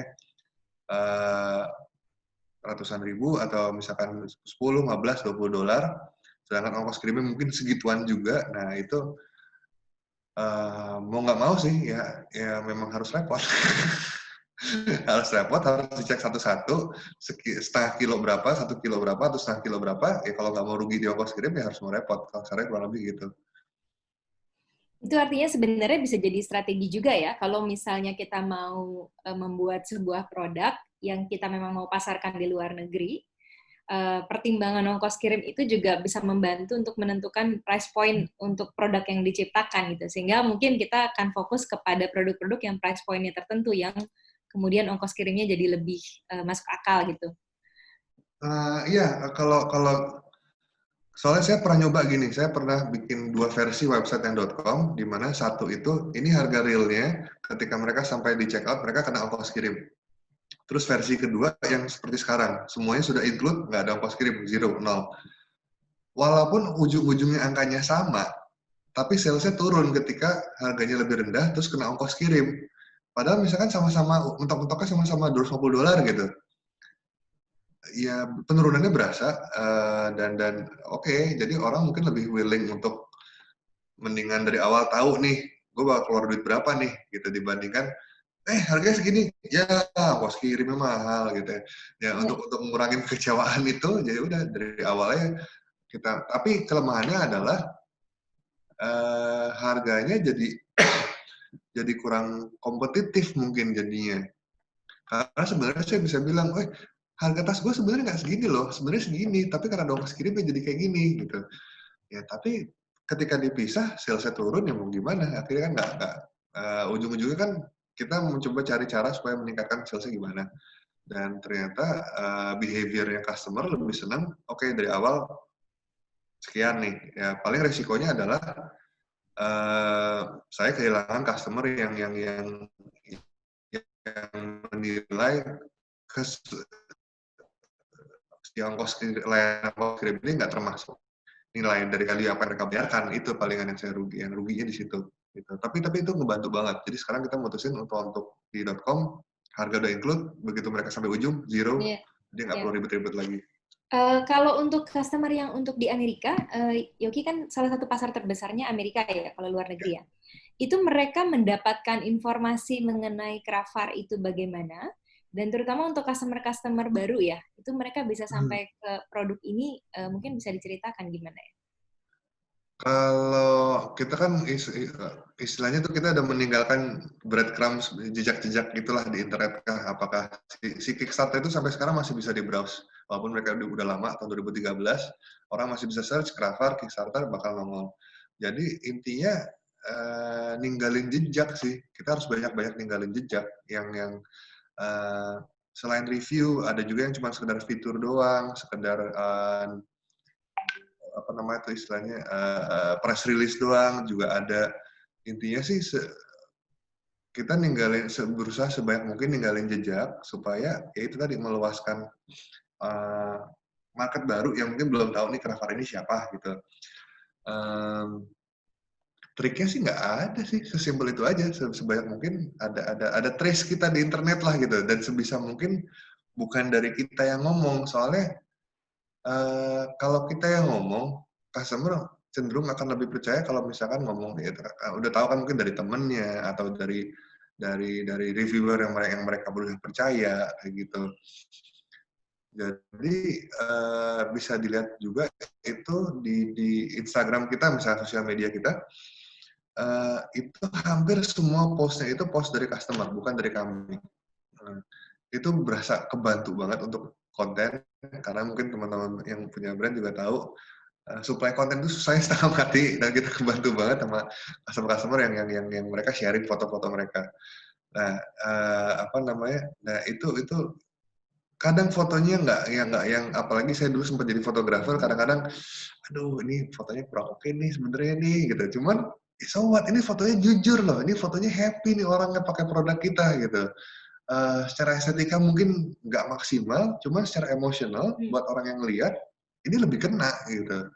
Karena ini foto yang lebih jujur dari pengalaman si customer yang lagi pakai si tasnya ini. Nah kalau itu ditambahin kadang dari Indonesia, kadang dari luar negeri, ya itu ngebantu juga sih. Sekarang memang terutama sejak 2018 kali ya. 2018 kan mungkin ya Mbak Ellen juga mungkin tahu banyak negara di apakah itu Amerika atau apakah itu Eropa yang agak geser-geser ke kanan-kanan dikit. Dan itu saya nggak tahu ngaruh atau enggak. Cuma mungkin campaign untuk beli produk mereka, negara mereka sendiri mungkin juga naik juga. Itu ada sedikit tantangan juga tuh, ada sedikit tantangan di mana misalkan Amerika gitu, mereka jadi lebih, wah harus beli produk Amerika dong, gimana sih? Ada mental, ya sama kita juga kan kita senang kalau misalkan produk Indonesia dibeli orang Indonesia gitu kan, dan sentimen itu juga lumayan, buat saya lumayan agak naik. Nah itu tantangan lagi tuh, oke gimana caranya nih supaya kita nggak dipandang sebelah mata nih walaupun dari Indonesia nih. Mungkin mereka juga bahkan negaranya di mana nggak tahu misalkan gitu. Ya itu sih gampang ditemuin gitu. Soalnya kalau nggak ada yang ngelihat, nggak ada yang nemuin kita, ya nggak akan ada yang beli. Ya, Kak Vivi, ini apa namanya? Berarti ya. Iya, ini agak delay ya. Tapi dengar cerita dari Yoki, kembali kita melihat bahwa engagement atau ikatan dengan customer ini penting sekali ya. Dan pengalaman belanja itu bukan cuma sekedar pengalaman ekonomi, tapi juga dijaga dan harus di-treat dengan benar gitu ya, diperlakukan dengan benar. Nah, dari Cravar sendiri yang tadi dikatakan yang kami bilang lintas generasi atau durability-nya panjang gitu. Kan kalau kita lihat bahwa customer sekarang ini, terutama generasi X, Y, Z ini, itu kan dikatakan bahwa mereka itu memiliki kesadaran terhadap lingkungan dengan lebih baik gitu. Ada ethical awareness mengenai produk-produk yang mereka pakai. Nah, pada saat membuat produk yang durability-nya atau lifetime-nya panjang ini, apakah Cravar punya pertimbangan tentang sistem produksi yang sustainable, yang tidak menghasilkan sampah yang berlebih gitu, karena kita tahu bahwa fast fashion itu adalah menghasilkan sampah nomor 2 terbesar di dunia gitu, dan apakah itu menjadi pertimbangan gitu ya terutama sekarang ini di dalam produksi Cravar, karena customer sekarang itu lebih memiliki kesadaran terhadap lingkungan gitu. Ini sih kan kita kan istilahnya kan footprint-nya gimana sih nih si produksinya Cravar kan, kurang lebih kayak gitu. Kita mulai dari kulitnya dulu. Kulitnya itu ada dua, sebenarnya ada lebih dari dua, cuma ada dua cara utama untuk produksi kulit, dari kulit mentah sampai akhirnya kulit jadi gitu. Yang pertama itu istilahnya namanya chrome tan, itu menggunakan chemical chromium. Yang kedua itu vegetable tan, bukan berarti pakai sayur, tapi dia pakai ini serpihan-serpihan dari tanaman, nggak pakai chemical, dan lebih inilah waste-nya nggak sebahaya si chrome tan, dan juga dampak ke orang yang mengerjakan kulitnya juga ke kesehatannya tidak sebahaya si chrome tan. Itu kulit yang kita pakai. Yang kita pakai itu yang vegetable tan ini. Pertimbangannya di fase kita belajar tentang brand-brand yang kita jadikan referensi, ini kok semuanya ngomonginnya vegetable tan ini apaan sih gitu. Kita belajar, oh ternyata mereka footprint ke waste-nya lebih kecil. Dan sekarang itu dari seluruh kulit di dunia, nggak nyampe 5% kulit yang masih diproduksi dengan cara vegetable tan. 90-95% itu si chrome tan ini. Dan si chrome tan ini seminggu mungkin udah bisa jadi, sedangkan kulit yang kita pakai 2 bulan baru jadi. Jadi prosesnya memang lebih lama, cuman nggak inilah buat terutama buat yang ngerjain si kulitnya ya, kan kasihan juga kalau mereka. Cuman ya itu sih, ini lebih aman lah gitu. Nah, itu produk yang kita pakai namanya vegetable tan. Walaupun limbah pasti tetap ada, cuman lebih minimal lah dibandingkan si chrome tan dengan si chromiumnya ini gitu. Terus pertimbangannya ethical tadi soal tadi fast fashion, ya saya juga memang bukan ke arah sana orangnya. Jadi ya itu tadi, kenapa kita pengen tahan lama, ya pengen, saya sendiri juga seneng barang-barang yang awet, yang tahan lama, yang nggak usah beli terus-terusan. Saya mendingan nabung untuk beli sesuatu yang mungkin secara harga lebih mahal sedikit, tapi waktu pakainya bisa jauh lebih lama gitu. Jadi itu sih kalau dari Krafannya untuk si ethical consideration-nya itu tadi si vegetable tan menurut kami itu lebih impact-nya lebih kecil. Terus juga kalau misalkan kita bisa bikin produk yang waktu pakainya juga lama, juga kan repeat-nya juga lebih ini apa namanya, si footprint si customer juga akan lebih kecil juga lah kasarnya gitu.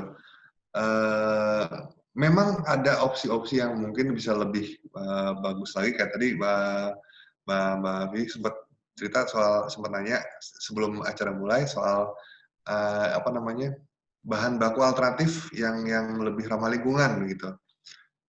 Itu kalau misalkan kita bisa pakai, kita sangat terbuka untuk ke sana. Sangat terbuka. Cuman ada belum 100% klik, cuman kalau someday itu bisa, ya kenapa juga enggak gitu kan.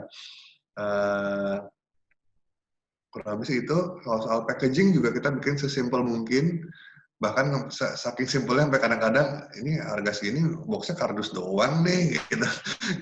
Cuman kadang kita ngeliat fungsinya. Oke, kalau kita bikin kardus yang oke, bagus segala macam juga nggak akan disimpan lama juga gitu masalahnya. Gitu sih.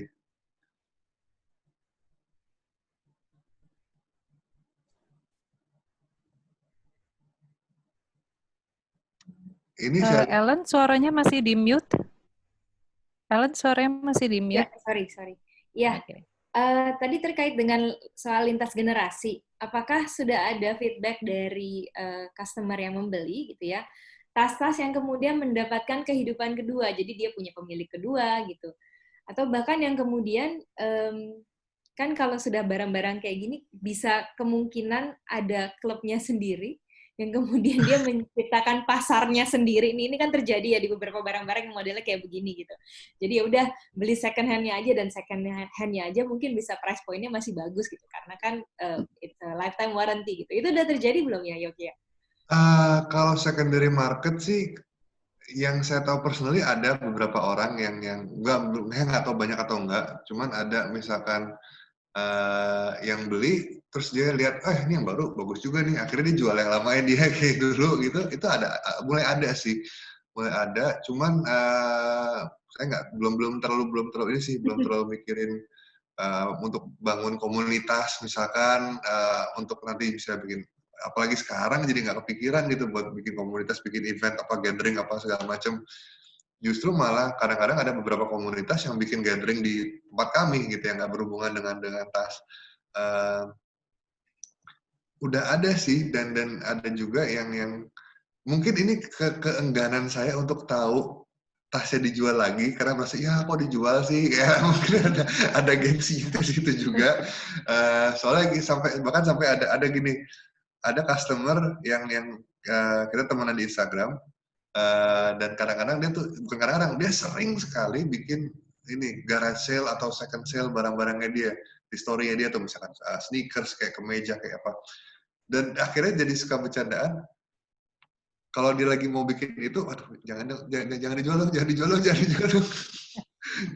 jadi ada sampai saya akhirnya bercandain, Mas ini tiap kali Mas mau bikin si garage sale ini gue tegang nih. Itu kali ya mungkin itu gengsi sebagai si kreatornya mungkin belum bisa dipisahkan sama barangnya lah gitu. Iya, lucu juga ya ternyata engagement-nya bukan cuma ke customer tapi ke produknya juga ya. Nah, oh ya, tadi kan Yoki sempat bilang bahwa sekarang nih pasar dalam negeri naik 80% ya, dibanding dengan yang di luar negeri. Sebelum itu terjadi, ada strategi marketing tertentu yang dilakukan atau itu organik saja, terjadi begitu saja? Enggak sih, kita tahu waktu si Indonesia ini masih 10%, kita tahu, oke, berarti kita harus mengkomunikasikan nih apa, ya, cuman pilihannya adalah apa yang mau kita komunikasikan, apakah barangnya, apakah story-nya, apakah kualitas, macam-macam lah gitu. Akhirnya kita mutusin, oke, kayaknya kita udah cukup ninggalin jejak lumayan banyak di internet nih, gitu. Jadi yang tahun 2017 itu yang kita campaignin adalah perjalanan kami. Enaknya adalah karena semua buktinya ada di internet, kalau misalkan ada customer lihat iklannya di Instagram, mereka pengen verifikasi, mereka pengen ngecek, tinggal browsing, ada kok informasinya gitu. Itu kekuatan inilah nilai yang lebih buat kami. Jadi persiapannya waktu itu adalah oke, pertama message-nya apa yang mau disampaikan. Yang mau disampaikan waktu itu, oke, saya nggak mau cerita soal produk, soalnya semua brand bisa bilang produk mereka adalah yang terbaik gitu. Tapi dan kalau misalkan saya bikin tas kayak gini, besok juga kalau ada brand yang mau niru pun bisa gitu. Yang nggak bisa ditiru adalah perjalanan kami, perjalanan dari awal sampai sekarang. Jadi itu yang kita tekankan terus di marketing material kami. Mungkin 1 tahun lebih kali ya kita pakai marketing material itu, sangat berasa beruntung nggak perlu ganti-ganti caption di iklan soalnya ngelak setengah mati, dan akhirnya orang juga jadi lebih familiar sekalian sama si brandnya bukan sama produknya. Nah, yang kita siapin itu satu, cerita tentang si perjalanan kami itu kita siapin. Terus kedua, kita siapin channelnya, kita bikin website yang cover.id dan kita bikin marketplace di Tokopedia. Kenapa Tokopedia? Karena saya handle semuanya sendiri, itu channel yang sejauh ini paling user friendly buat saya. Itu kenapa belum ada di Shopee, belum ada di Bukalapak. Ya tadi karena ngurusin sendiri, mau nggak mau harus ada sacrifice di mana, oke, kalau misalnya gue buka semuanya, ini nggak akan kepegang nih, yaudah, yang Tokopedia aja dulu. Kita siapin channelnya, kita siapin channel komunikasinya, ada nomor WhatsApp yang khusus buat Indonesia. Jadi kita anggap ini sama kayak produk launch juga gitu. Kita siapin secara paralel, kontennya ada, materinya ada, message-nya ada, channelnya ada. Jadi ketika all systems go, itu semuanya udah tinggal jalan lah kasarnya gitu. Ketemuan one on one juga sangat membantu banget untuk bikin naikin engagement juga buat kami, dan ya tapi itu sih ujung-ujungnya harus tulus, soalnya kalau enggak capek sendiri. Kalau nggak enjoy ngerjainnya capek sendiri. Nah ini saya lihat ada pertanyaan, boleh sekalian jawab ya? Ada pertanyaan di chat. Plus minus jualan di marketplace dan sosial media. Soalnya ini ini sekarang jadi penekanan banget ke kami karena marketplace itu menyumbangkan penjualan paling besar untuk di Indonesia buat kami. Apalagi banyak-banyak cashback segala macam kan. Plus minusnya sih Ya paling minusnya adalah rasa kesel ketika barangnya ada orang bikin listing dengan foto barang kita. Cuman di luar itu sih nggak ada minusnya sih. Sangat memudahkan, sangat meringankan. Orang yang pengen pakai cicilan bisa dengan mudah bisa apply buat cicilan. Hampir semuanya plus menurut saya malah. Soalnya ini channel yang sangat sangat menguntungkan banget itu kita ada dan costnya sangat rendah kalau di pengalaman saya costnya cuma 1%, sangat rendah untuk dibandingkan convenience yang kami dapatkan gitu. Plusnya ya itu sih banyak, bisa jualan, bisa komunikasi, bisa ngobrol, nggak bisa branding palingan karena kan channelnya juga terbatas medianya. Paling minusnya ya itu tadi kalau misalkan nggak terbiasa untuk ngeladenin customer, mungkin yang bawel, mungkin yang apa, bakal sebel gitu. Cuman ya itu tadi, saya percaya you get what you give gitu. Kalau misalkan saya emang melayani customer dengan baik, dengan ramah, dengan sopan, ya mereka kan gitu juga kok ke saya. Pun saya melakukan kesalahan ya. Kalaupun saya melakukan kesalahan, ketika kita treat mereka dari awal dengan baik, akan ada lebih toleransi dari customer untuk nggak langsung ngomel-ngomel, marah-marah, ngamuk-ngamuk gitu. Dan tapi balik lagi, ketika ada komplain masuk, oke, komplain masuk nih. Cepat nih cari solusi, karena ini berarti customer-nya udah meluangkan waktu untuk ngurusin masalah ini gitu.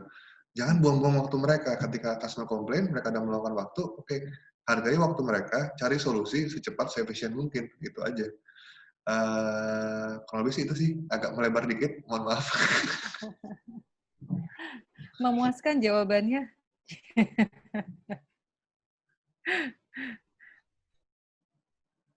Nah, Ellen kalau masih mute lagi, Ellen. Sorry.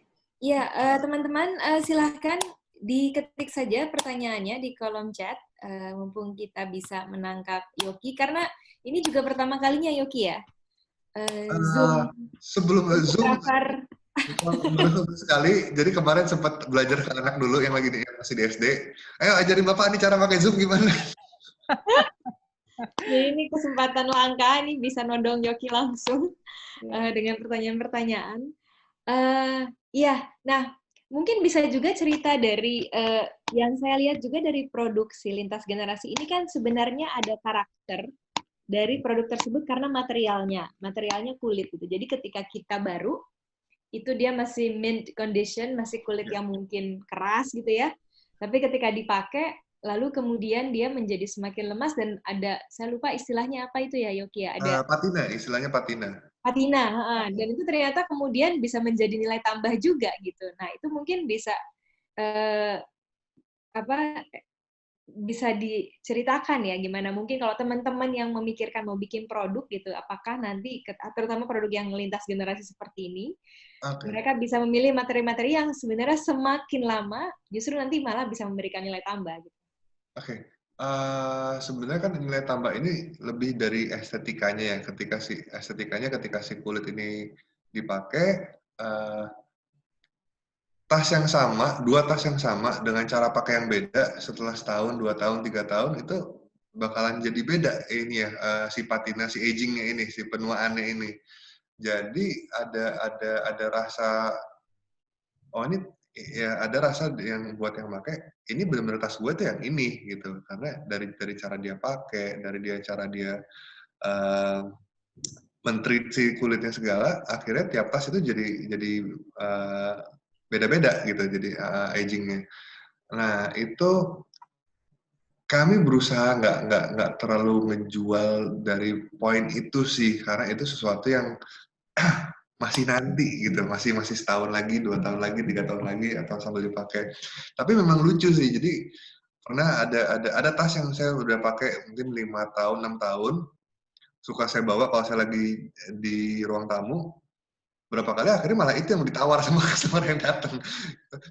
Iya enak aja, ya ini proses, nggak boleh instan kayak gitu, harus jalanin sendiri. Jadi harus punya inilah, harus punya story-nya masing-masing gitu. Ini yang nemenin misalkan dia kerja, first job, misalkan atau second job, atau misalkan dia beli ini untuk merayakan lagi mau travel kemana gitu. Ini ya you build your own story dong gitu. Jangan ngomong hijack yang udah punya orang gitu.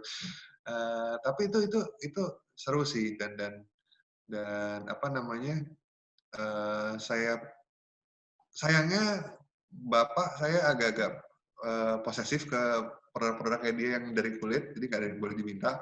Jadi saya nggak peduli kalau masih nanti gitu, masih setahun lagi, 2 tahun lagi, 3 tahun lagi, atau sambil dipakai. Tapi memang lucu sih. Jadi pernah ada tas yang saya udah pakai mungkin 5 tahun, 6 tahun, suka saya bawa kalau saya lagi di ruang tamu.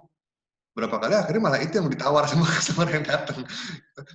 Iya enak aja, ya kan ini proses, nggak boleh instan kayak gitu, harus jalanin sendiri. Gitu. Jadi harus punya inilah, harus punya story-nya masing-masing gitu. Ini yang nemenin misalkan dia kerja, first job, misalkan atau second job, atau misalkan dia beli ini untuk merayakan lagi mau travel kemana gitu. Ini ya you build your own story dong gitu. Jangan ngomong hijack yang udah punya orang gitu. Tapi itu seru sih dan apa namanya?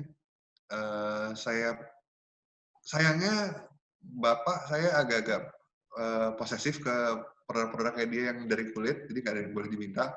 Jadi saya nggak peduli kalau saya belum ada yang terusin, belum ada barang yang bisa terusin. Oke ini dari bapak nih gitu. Tapi kebayang sih kalau misalkan yang lucunya, saya anak 2, cewek dan cowok. Yang lucunya itu yang paling riwil untuk pengen tahu si Kravar itu yang cewek. Dan sekarang dia kalau sekolah pakai tas yang saya produksi sendiri, itu ada rasa seneng banget saya di mana ketika ini anaknya pakai sekolah, ini yang bikin bapakku loh gitu. Ada rasa itu gitu. Itu senengnya minta ampun tuh. Dan justru dia yang penasaran produksi itu gimana, gimana, sampai apa namanya? Jadi lintas generasinya moga-moga bukan sekedar dari sisi customer itu doang, tapi dari sisi brandnya juga moga-moga nanti ada yang bisa terusin lah. Oke, Yoki, ini ada satu peserta yang ingin berkomunikasi langsung dengan Yoki. Reza, silakan Reza. Halo, selamat pagi. Terima kasih Bu Avianti dan Bu Valencia. Halo Mas Yoki. Halo Mas Reza, bisa dibantu apa nih? Mas Yoki, kalau ingat saya dulu, saya salah satu termasuk customer dari Craver Mas Yoki. Okay.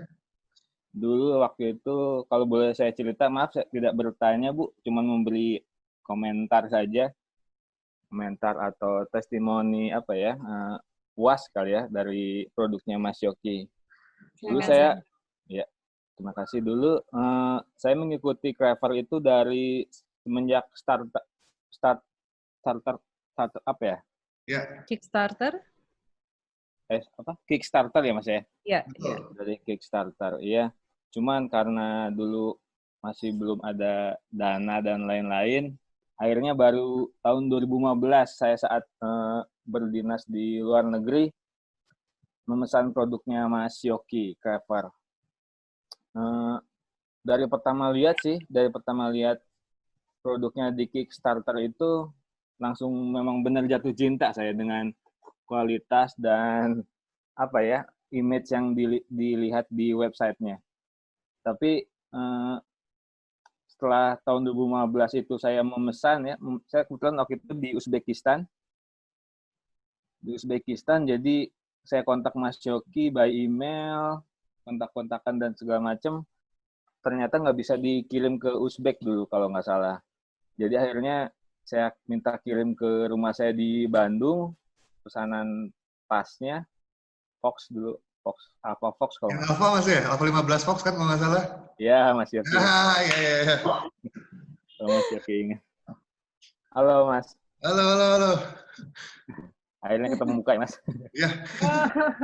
Oke, sekarang platform Bincang-Bincang Smesco menjadi platform reuni. Iya, jadi. Halo Mas Reza. Halo Bu, ya jadi sampai saat ini masih saya pakai tasnya, masih bagus, masih oke lah ya. Waktu itu sempat ada bukan kendala apa ya, ada Mas kenapa tas saya jadi kayak gini, apa karena kehujanan atau apa? Mas Yoki atau Mas Rama dulu yang reply, akhirnya saya diberi oil ya kalau nggak salah. Oil untuk Ya, oil ya masuk ya. Oil untuk ya. treatment tas kulit itu. Padahal saya nggak minta, cuma minta rekomendasi aja. Saya mau beli sendiri, tapi dikasih Bu airnya. Dikasih memang sekalian dikasih apa souvenir lainnya, bonus itu. Katanya untuk customer Wow. tercinta katanya. Iya. Kayak gitu. Jadi maksud saya Craver ini Mas Yoki dan teman-teman sangat diacungi jempol Bu. Apa servisnya, lalu kualitas barangnya bisa disandingkan dengan produk di luar negeri lah. Dulu saya sempat berpikir, saya mau beli di luar negeri aja karena di Indonesia saya belum nemu. Saat saya melihat Craver, tas Craver ini kayaknya nggak kalah bagus dan berkualitas dari luar negeri. Kayaknya buat apa beli produk di luar negeri kalau produknya kalau kualitasnya produk lokal memang sama.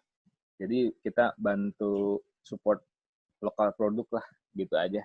Gitu aja dari saya Bu Avianti dan Bu. Terima kasih sekali Mas Reza testimoninya. Lihat Pak Yoki matanya berkaca-kaca. Padahal udah blur loh ini kameranya. Itu jadi sebenarnya menyambung Mas Reza, kalau nanti sampai request-nya menjadi sangat banyak gitu ya, dan seorang Yoki tidak akan cukup gitu untuk secara personal mendekati customer satu persatu gitu, kalau sudah banyak sekali, kira-kira apa yang dibayangkan nanti? Nah, makanya nih harus akan seperti apa yang berubah gitu? Mungkin punya klon sebenarnya sih. harus punya ya mungkin kalau di dunia apa ya, ada istilah understudy itu di dunia teater di mana si A ngikutin si B untuk bisa tahu si B ini ngapain gitu. Soalnya menurut saya ini spiritnya nggak boleh hilang gitu, nggak boleh hilang. Tanpa spirit yang udah kita jalanin, nggak bakalan ada yang kayak Mas Reza, terima kasih banyak udah kayak ngeluangin waktu just to see that, itu nggak bakalan kejadian gitu. Sama-sama Mas. jadi apa namanya, ya balik lagi, cuman emang harus bawaan, dan saya sih berharapnya moga-moga as we grow ini tetap bisa kita jalanin. Moga-moga tetap bisa kita jalanin, tetap bisa jadi ciri komunikasi kami gimana. Soalnya kan yang customer experience itu bukan cuma barangnya doang, tapi ya tadi komunikasi gimana, service gimana. Kalau misalkan saya puas saat beli satu barang, tapi saya diperlakukan judes misalkan sama si salesnya gitu, ya pasti akan agak ganjel gitu. Nah, akhirnya saya cuma ya udah, gue beli ini barang karena gue perlu gitu. Gak ada emotional value lebih gitu jadinya.